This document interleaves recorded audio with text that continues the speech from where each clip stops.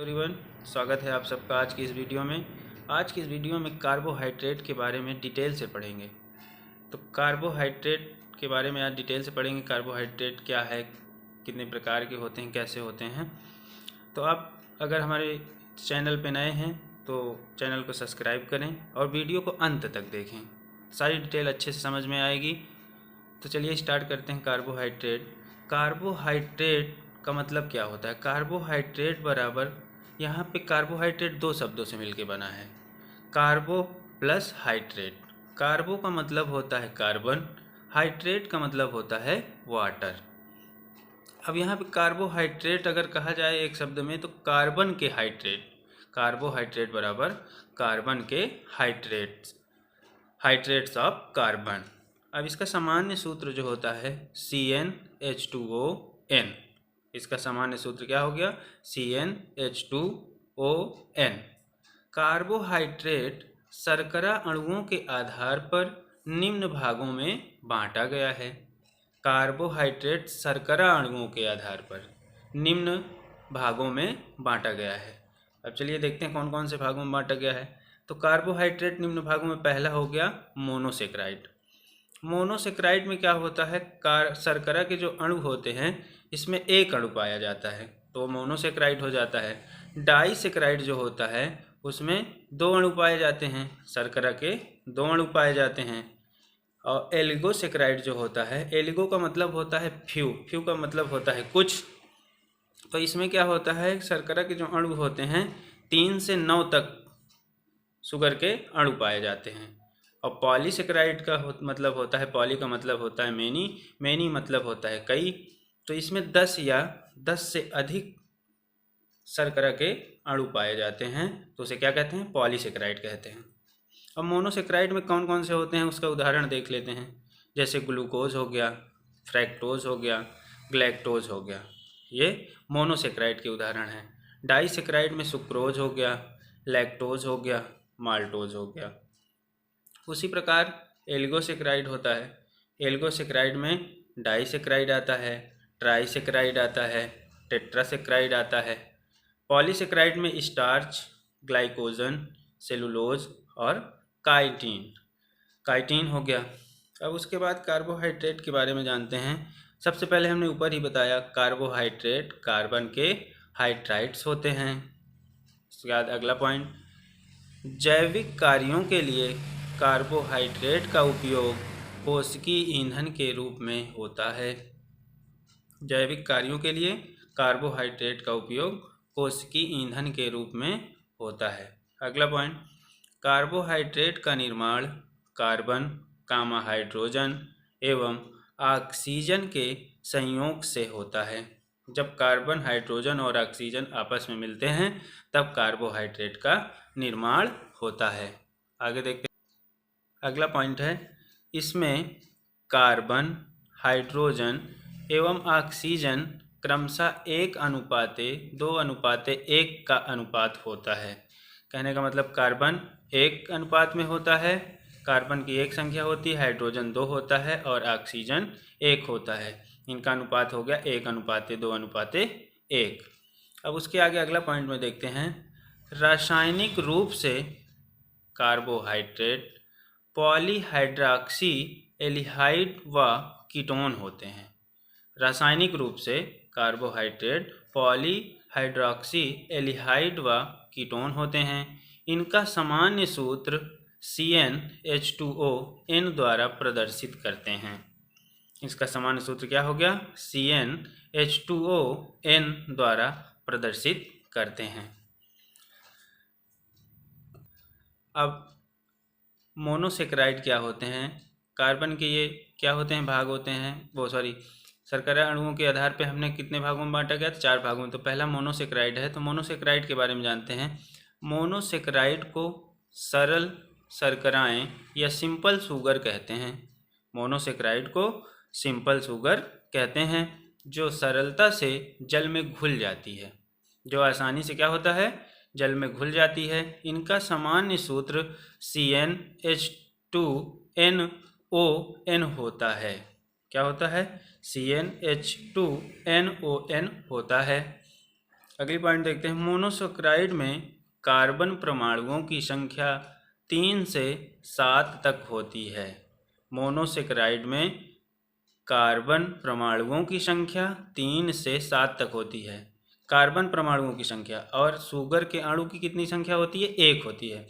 Carbon परमाणुओं के संख्या के आधार पर ये निम्न प्रकार के होते हैं। अब कार्बन परमाणुओं की संख्या के आधार पर निम्न प्रकार के होते हैं, आइए देखते हैं। मोनोसेक्राइड में जैसे ट्राइओसिस हो गया। ट्राइओसिस का मतलब होता है 3 कार्बन। ट्राई का मतलब 3 हो गया, तो इसका केमिकल फार्मूला हो जाएगा, रासायनिक सूत्र हो जाएगा C3H6O3। ये ट्राइओसिस हो गया। अब उसके बाद टेट्रोसिस में क्या हो जाएगा? टेट्रोसिस का मतलब होता है 4 कार्बन, तो C4H6 यहाँ पे देखिए ट्राई टेट्रोसिस। टेट्रोसिस का मतलब कार्बन की संख्या 4, तो यहाँ पे C4 हो गया, H8 हो गया, O4 हो गया। उसी प्रकार पेंटोसिस। पेंटोसिस का मतलब होता है 5 कार्बन, तो यहाँ पे 5 C5 हो जाएगा, H10 हो जाएगा, O5 हो जाएगा। उसी प्रकार एक्सोसिस हो गया, C6H12O6 हो गया। हेप्टोसिस का मतलब होता है 7 कार्बन, तो C7H14O7। तो इस प्रकार से हमने मोनोसेक्राइड देख लिया। मोनोसेक्राइड में उदाहरण में हमने देखा था ग्लूकोज आता है, तो ग्लूकोज क्या होता है? ग्लूकोज को देखते हैं। ग्लूकोज को अंगूर की शर्करा या ड्रैक्टोज भी कहते हैं।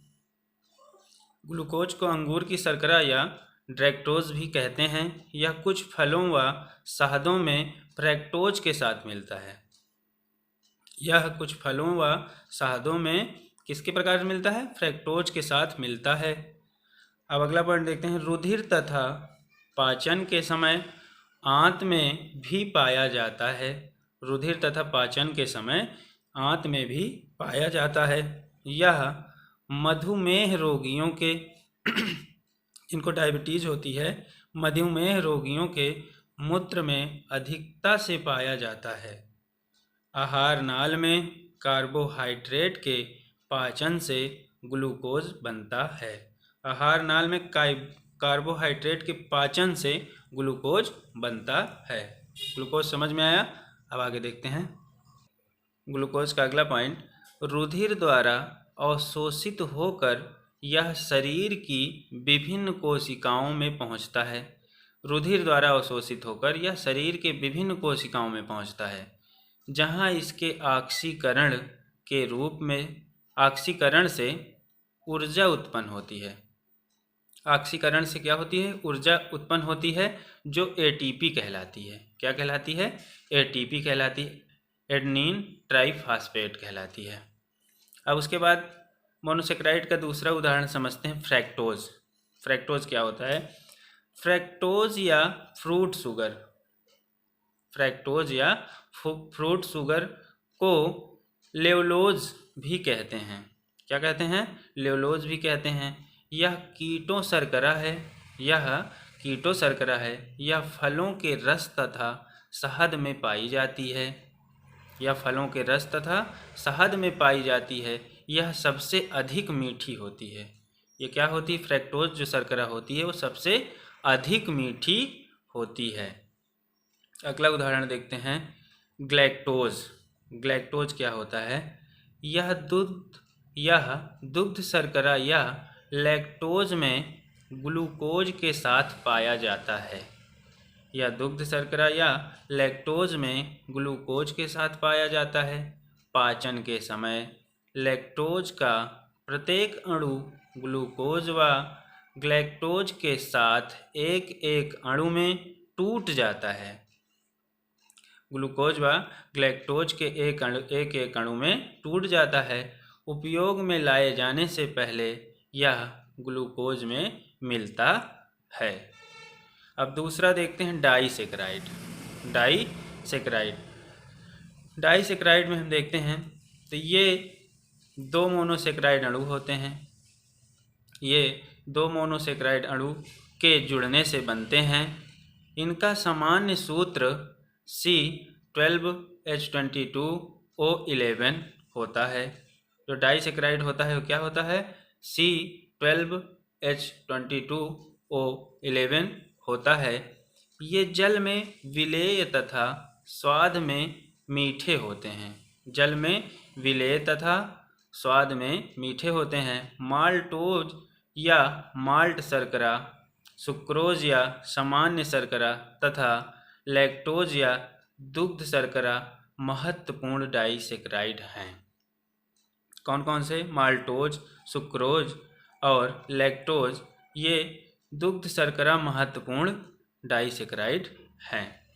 अब माल्टोज क्या होता है? जैसे माल्ट, अब इसके उदाहरण देख लेते हैं। माल्टोज या माल्ट शर्करा जो अनाजों के बीजों में होता है, जैसे जौ हो गया, क्या हो गया? जौ हो गया, शर्करा हो गया, ये सब किस में होते हैं? माल्टोज में होते हैं। सुक्रोज के उदाहरण देख लेते हैं, जैसे गन्ने, चुकंदर, गाजर और मीठे फलों में पाए जाते हैं। उसी प्रकार लैक्टोज, ये क्या होती है? कम मीठी होती है और अधिकांश ये पौधों में पाया जाता है। किस में पाया जाता है? पौधों में पाया जाता है। आगे देखते हैं। अगला नंबर 3 नंबर है एलिगोसेकेराइड।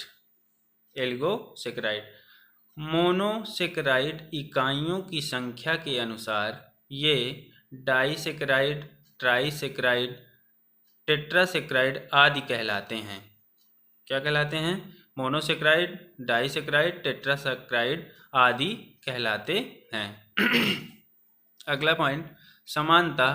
पेंटोज मोनोसेकेराइड जैसे कार्बोज व जाइलोज तथा हेक्सोज मोनोसेकेराइड जैसे ग्लूकोज, फ्रक्टोज, मैनोज व ग्लैक्टोज, ये दोनों इकाइयों या एक ग्लाइसोडिक बंध द्वारा एक दूसरे से जुड़ जाती है।